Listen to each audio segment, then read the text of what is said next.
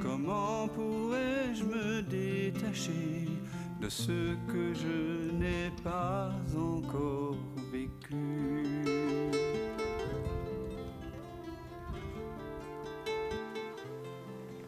Peux-tu fuir ce qui... Aujourd'hui, d'ailleurs, je donnais une séance à un ami, une séance d'accompagnement non duel, et nous explorions ensemble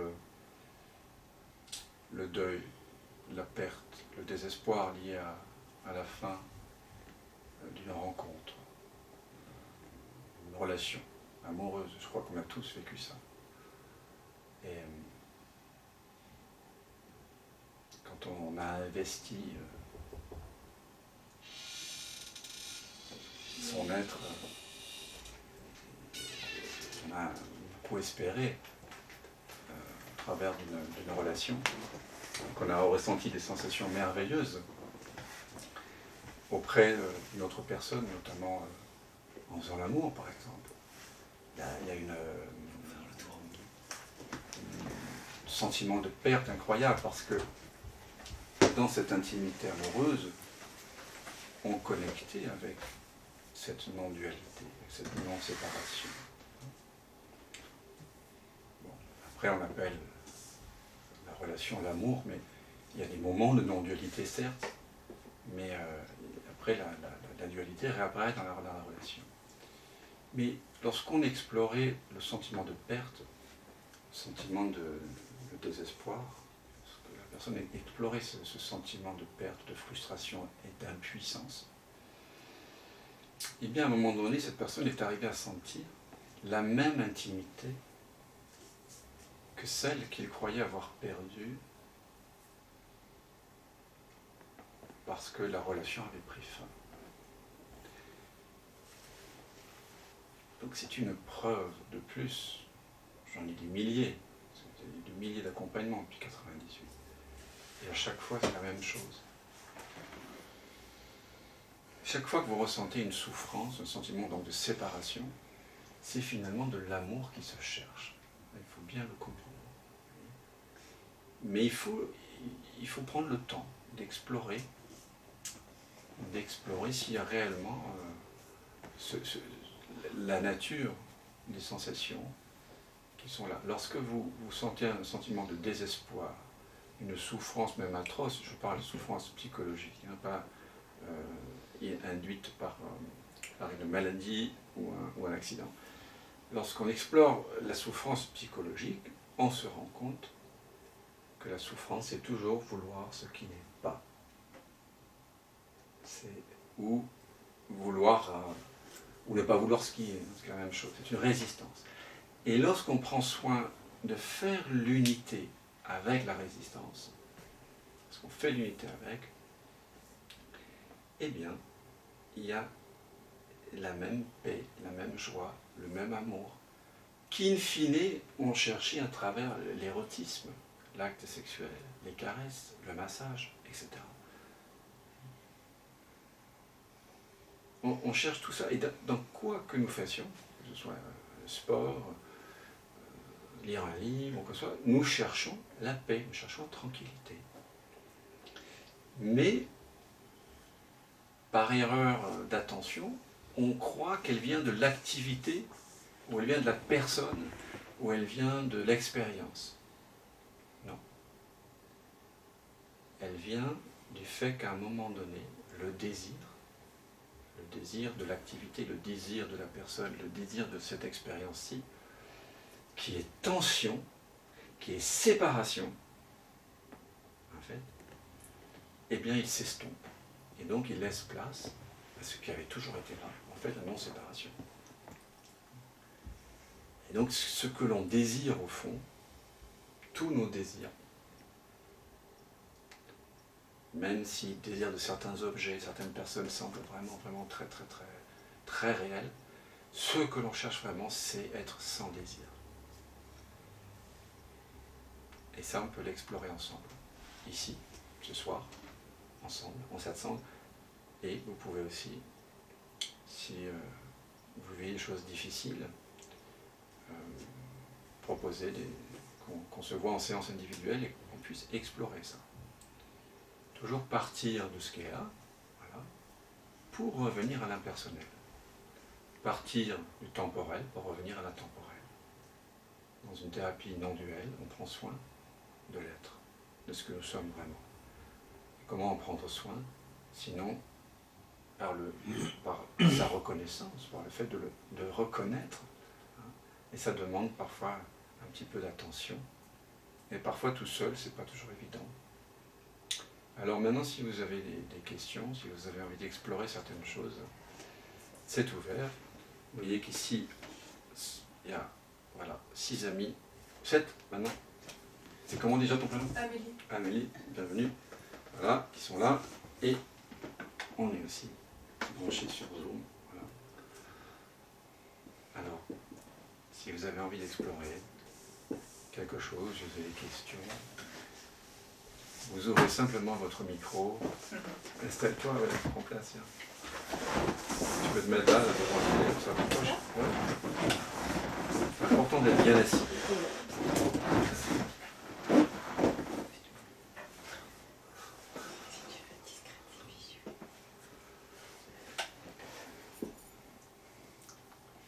En fait, on n'a jamais été séparés.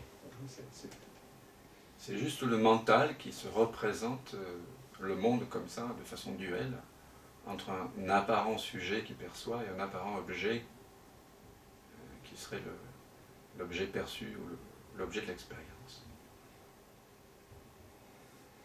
Donc ici, en 700, on est là pour explorer la nature de la réalité. Voilà. Alors, puisque personne n'est pressé d'explorer, ben je vais par exemple m'adresser à Francis. Ça m'a parlé, ce que tu as dit,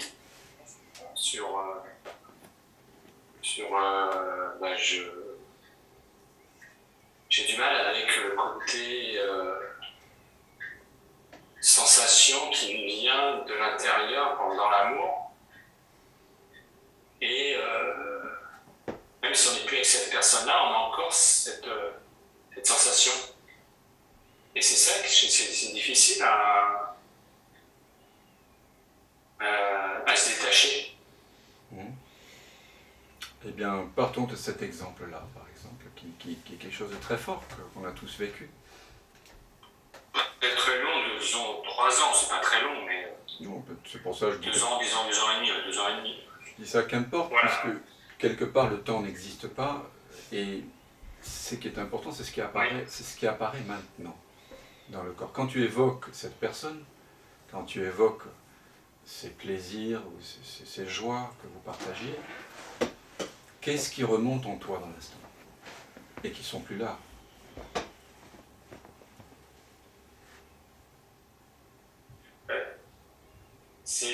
Moi je ressens, si je pense pas à cette personne-là, ça va, mais obligatoirement un jour, je dois la recroiser. Et c'est quand je vais la recroiser, quelques semaines avant, ou si je vais penser qu'on va se revoir, et tout me remonte à la surface. D'accord. Et là, je ressens, je suis débordé par l'émotion, vraiment, c'est incontrôlable, je ne me reconnais même pas. J'ai même pas envie d'y aller en plus. Bien sûr. Je ne suis pas dans ces conditions-là. Bien sûr. J'ai pas envie de revoir cette personne-là dans ces conditions-là. Ça me fait trop mal. Tout à fait. À une certaine époque, je me souviens une personne que j'avais quittée, je ne pouvais même pas aller dans le quartier où elle habitait. Donc je me remémore ces moments où l'attachement... Alors ce qu'on va faire ici, c'est un peu comme des petits exercices tantriques auxquels nous invite un très beau texte traditionnel qui s'appelle le Vijnana Bhairava Tantra. On va se saisir de toute occasion de la vie, de l'expérience de vie, pour revenir à la conscience, pour revenir à l'essentiel. Donc on va partir de ce que tu vis là, donc, et on va regarder quelle est la nature de l'émotion, quelle est la nature réelle de la sensation, en faisant l'unité avec elle. Alors, par exemple, laisse monter à la surface cette personne qu'inévitablement, apparemment, tu vas revoir. Hein. Tu aimerais ne pas pouvoir la revoir, tu aimerais ne pas pouvoir penser à elle, tu aimerais l'oublier en fait. Hein. Mais tu ne peux pas. Je suis partagé entre les deux. Ça me fait plaisir de la revoir, mais comme je sais que Oui, mais tu aimerais c'est la pas dans re... les mêmes conditions qu'avant, Voilà, c'est difficile. c'est ce que je veux dire. Voilà. Tu aimerais, donc si je te pose la question, tout irait très bien si seulement, tu répondrais, dans le meilleur des mondes, tu répondrais quoi? Supposons qu'il y a une baguette magique, là. C'est que j'aurais aimé la revoir, Mais revivre avec elle, je suppose. de la revoir dans des conditions d'avant. On est bien d'accord. Voilà, c'est ça. Ok. De recommencer une histoire. Voilà. Et voilà. Donc, on parle du désir bien personnel. Ok, tout irait très bien si je revivais encore avec elle. Alors, maintenant, on va aller explorer si c'est vrai, d'accord? Voilà, Donc, parce attends. Oui? que ce qui est le plus dur, voilà. Ce qui est le plus dur, c'est que elle, de son côté, elle n'a pas réellement été elle n'est pas très claire aussi de son côté. Donc elle n'arrive pas à se positionner. D'accord. Donc tout irait très bien si seulement je la revoyais et qu'elle se positionnait exactement comme je voulais. Tu vois ce que je veux dire? Sans que tu veux qu'elle se positionne comme tu veux qu'elle se positionne. Ou qu'elle se positionne. Toi, tu as envie qu'elle se positionne. Et que c'est pas possible. Parce que ça, c'est la réalité. Eh oui. La réalité nue et crue, c'est qu'elle ne se positionne pas. Donc sans que de tout ton cœur tu veux qu'elle se positionne, c'est pas possible. Qu'est-ce que ça fait, ça? Sans ce que ça fait. Ça me fait mal. Très bien, merci le mal. Merci le mal. Alors on remercie le mal ici, parce que là, le mal que tu sens, et je ne me moque pas du tout, parce qu'on connaît tous ça, ce mal-là, c'est l'ego qui apparaît. C'est moi qui veux autre chose que ce qui est. Ça, c'est ce qu'on appelle l'ego, ce mal-là. L'ego n'est pas une entité. L'ego, c'est le désir d'autre chose que ce qui est là. De plus, de moins, de plus grand, de meilleur, de plus que maintenant, et ailleurs donc qu'ici, et plus tard que maintenant. Ça, c'est l'ego. Et ça se manifeste comme un mal, comme tu dis, le mal. C'est vrai que ça fait très mal, ça. Donc maintenant, je t'invite à explorer ce mal, sans mettre le mot mal dessus, comme si tu étais un enfant de 3 jours, qui écoutait simplement les sensations, qui n'a pas de pensée. Un enfant de 3 jours n'a pas de mémoire, il ne sait pas ce que c'est qu'une amie, qu'un positionnement, qu'un mal. Il est purement avec les sensations. Donc sois simplement avec les sensations maintenant. C'est-à-dire sans mémoire, sans projection.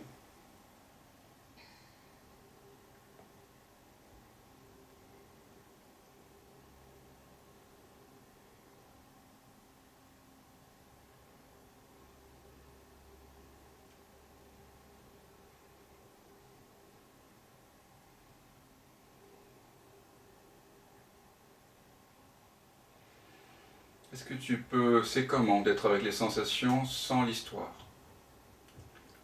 D'être avec ce que tu appelais le mal, mais sans l'étiquette mal. Simplement être avec les sensations elles-mêmes.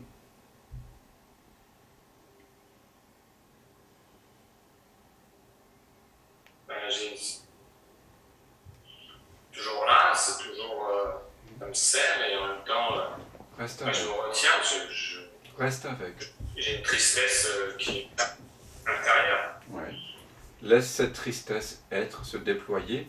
Enlève le mot tristesse. Reste juste avec la sensorialité de ce que tu nommes tristesse. Après tout, cette tristesse, c'est une myriade sensorielle, une symphonie tactile, un déploiement de sensations. N'est-ce pas? Reste avec, sans mettre de mots, sans commentaire. Et je t'invite à faire complètement l'unité avec, tactilement. sensoriellement, vibratoirement.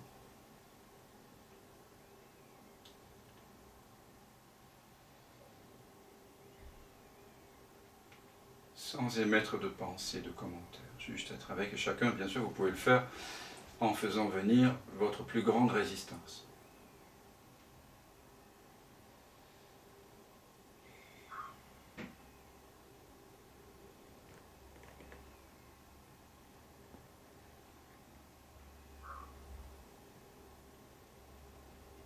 Qu'est-ce qui est présent maintenant pour toi ?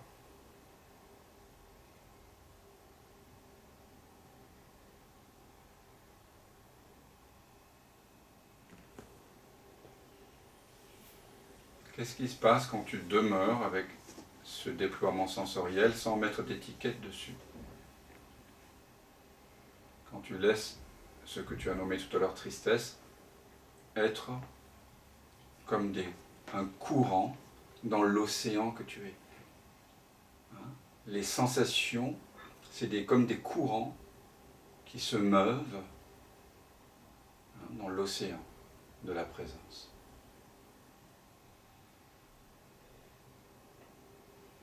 C'est de la même nature. Souffle qui s'accélère. Très bien, tu laisses faire, voilà. Ouais, L'accélération. Oui. Besoin de respirer, de souffler. Oui, bien sûr. De pleurer. Oui, laisse pleurer, c'est bien.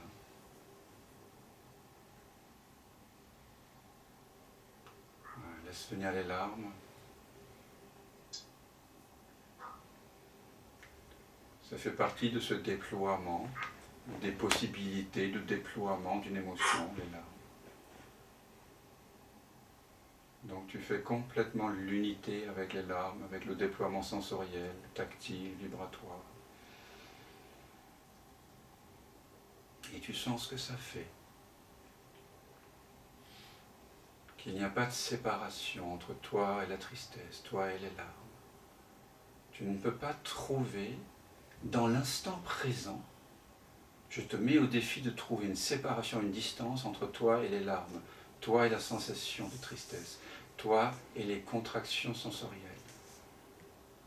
Où est-ce que cesse la présence qui est consciente des sensations et où commence la sensation ?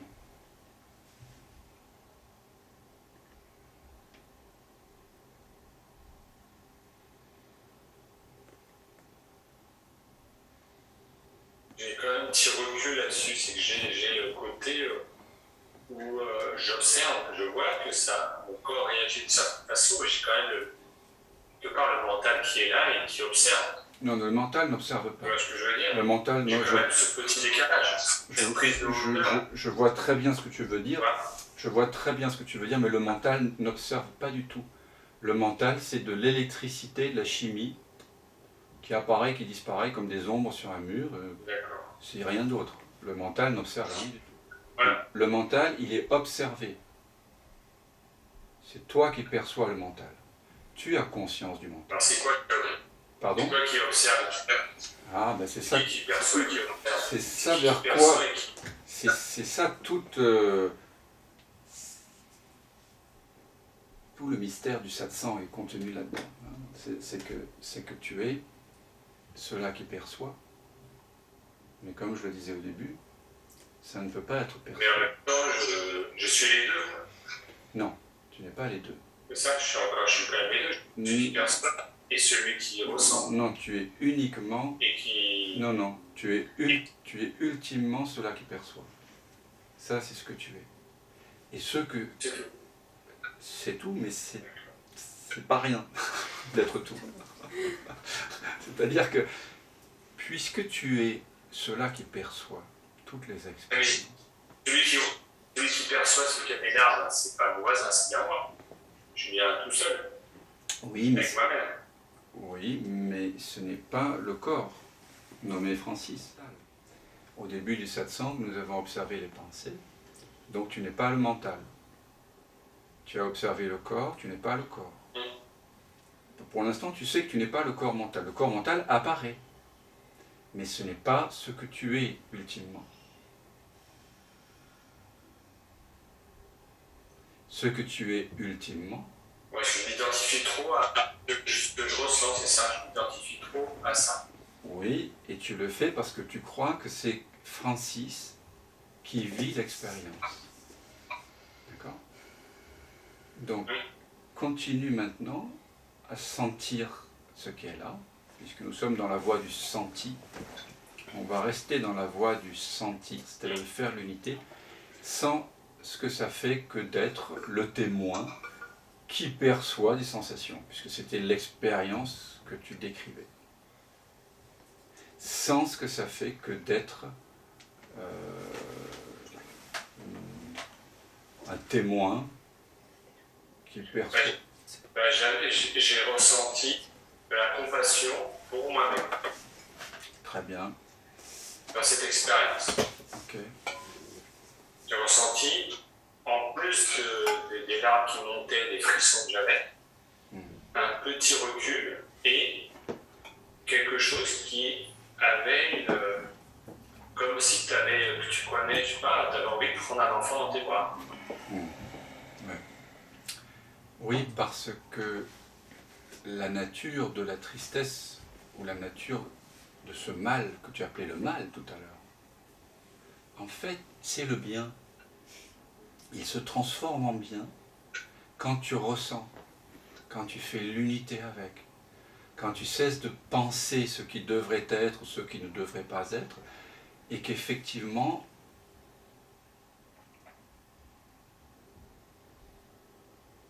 tu disparais dans la sensation. Tu vois, tu disparais.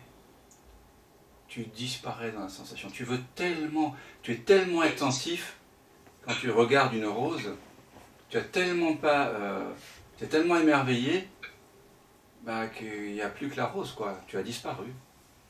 Et là, quand tu écoutes une sensation avec ce même étonnement, sans savoir ce que c'est comme un enfant de 3 jours, qui n'a jamais, qui n'a pas de mental, qui n'a pas d'histoire, qui n'a pas de préférence, eh bien, il y a une intimité avec les sensations. Et ensuite, tu te rends compte qu'il y a une sorte d'amour qui naît. C'est pour ça que tu as ressenti de la compassion. Et cet amour que tu as ressenti, il vient du fait que tu as regardé si c'était vrai que vous étiez séparés, toi et la sensation. Quand tu mets le mot mal sur quelque chose, forcément tu n'as pas envie d'aller explorer, quoi, tu vois. Et c'est juste le mental qui nomme ça, le mal. C'est pas du tout le mal, c'est le mental qui donne l'impression que c'est le mal. Mais c'est une impression, c'est un attrape-nigo, c'est une illusion d'optique. Quand tu regardes bien, mais Galilée, il a fait quoi? Il a observé avec une longue vue. Avant, on ne regardait pas, on imaginait. Lui, il a regardé. Et là, pareil, quand tu regardes, tu vois qu'il n'y a pas de séparation. Et c'est là que, effectivement, il y a une détente, hein, puis il y a de l'amour qui surgit après les larmes. Mais je sens que les choses sont... Merci. Mais je t'en prie, Francis. C'est la première fois que tu assistes au satsang ici, je crois. 2 fois. 2 fois, d'accord. Avant l'été, j'étais venu. D'accord. Tu as déjà assisté à des satsangs avant? Non. D'accord. Je t'invite à... Je médite un peu tout seul. Ouais.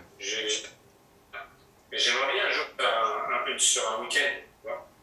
Eh bien, tu me donnes l'occasion de rappeler qu'il y a un certain nombre de stages qui se font. Un stage à Bordeaux bientôt, mais je crois qu'il n'y a plus qu'une place. Enfin, je ne sais même plus s'il y a encore des places. Dans 2 semaines, vous pouvez m'appeler si vous êtes intéressé. Et puis, un stage de 9 jours pour 8 personnes maximum. Donc, c'est très individualisé, qui devrait se faire au mois de novembre. Mais tu peux aussi, si tu veux explorer des choses, m'appeler pour des séances individuelles. En attendant, je t'invite à revenir au satsang souvent parce que je sens qu'il y a des choses qui ont besoin d'être clarifiées pour toi. Et finalement, le satsang, c'est un moment qu'on prend ensemble pour clarifier ce qui est un peu confus, tout simplement. Clarifier la réalité de notre vraie nature. Je pense que tu as besoin de clarifier, c'est mon mental qui a besoin, c'est ça? tu as besoin d'investiguer la nature de ton mental et il se calme lorsque tu l'investigues. Soit si tu fais l'unité avec lui, hein, tu peux faire l'unité avec une pensée, tu peux sentir une pensée. En général, c'est la pensée qui pense le senti dans nos vies. C'est pour ça que la plupart des êtres, ils disent ressentir des émotions, mais en fait, ils ressentent la résistance aux émotions. Ils ne ressentent pas vraiment l'émotion pure. Ils réfèrent les émotions, le ressenti, à tes pensées, en partie en tout cas. Et tout l'art du senti, c'est d'écouter sans préjugés, sans mémoire, sans pensée. Ça, c'est un art, et cet art, il est possible de le vivre, de l'incarner. Mais ça prend un temps en général, parce que en général, notre senti est mêlé de pensée. Et tant qu'il est mêlé de pensée, eh bien, nous ne sentons pas pleinement les choses. Il y a une partie de nous qui sentons, et puis nous interprétons. Et donc, pour que la présence se révèle à travers le senti, cette présence non duelle, il faut que nous sentions de façon pure, c'est-à-dire sans objectif. On ne cherche pas ici on joue pas, on joue, mais on ne joue pas pour gagner ou pour perdre. On joue pour le plaisir de jouer. Parce qu'on sait que finalement, on a déjà tout perdu, puisqu'on n'est rien. Ouais. Et puis on sait aussi qu'on a déjà tout gagné, parce qu'on est tout. Oui, ce qui m'a beaucoup aidé, c'est quand tu as dit, imagine que tu as un enfant de 3 ans ou 2 ans, je ne me rappelle plus exactement, mais 3 jours. Ça m'a permis de... 3 jours. 3 jours, voilà. 3 jours, voilà. Mais bon... On est radical ici, on est radical. On ne sait pas... Voilà, c'est... Voilà. Et c'est vrai que là, on est un enfant, on ne sait rien, donc on ne connaît pas. Donc, voilà. Exactement. Et cet état de non-connaissance, eh bien, il n'est pas perdu, Francis. C'est ça. C'est pas quelque chose qui appartient à des héros spirituels. C'est notre vraie nature. Cette inconnaissance, ce non-savoir, cet espace de non-savoir, cet espace d'innocence, cet état adamique, c'est notre vraie nature. Nous sommes cela. Donc ce que l'on fait au travers du satsang, c'est que on vide notre vraie nature de ce qu'elle n'est pas, en discriminant entre les objets qui apparaissent dans la conscience et la conscience elle-même. Et au final, demeure quelque chose qui n'est pas quelque chose, un mystère. Voilà. C'est comme quand certaines personnes ont la foi, et ce n'est pas un mot, ils le vivent, parce qu'ils ont confiance dans l'invisible, dans leur nature invisible. Et quand on explore la nature de jeu, en investiguant la nature de jeu, eh bien, on redécouvre que je n'ai pas un corps, un mental, une histoire, un homme, une femme, ni même un humain. Tout ça, ça apparaît en jeu. Mais ce que je suis, c'est essentiellement conscience, présence, mais c'est sans forme.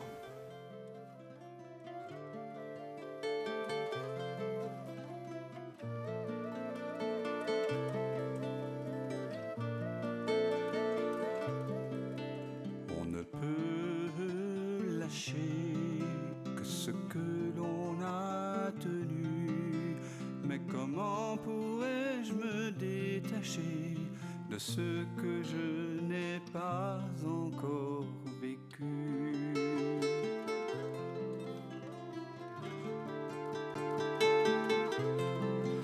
Peux-tu fuir ce qui te trouve et couper le fil ténu de ce pressentiment qui t'éprouve au cœur de cette absence reconnue?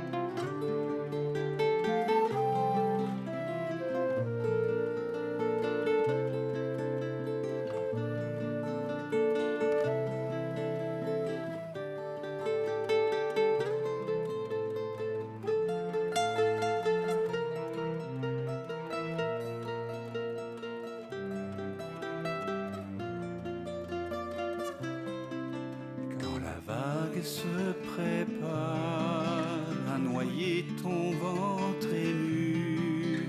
N'aie pas peur, il n'est jamais trop tard pour accueillir le souffle de ta mue.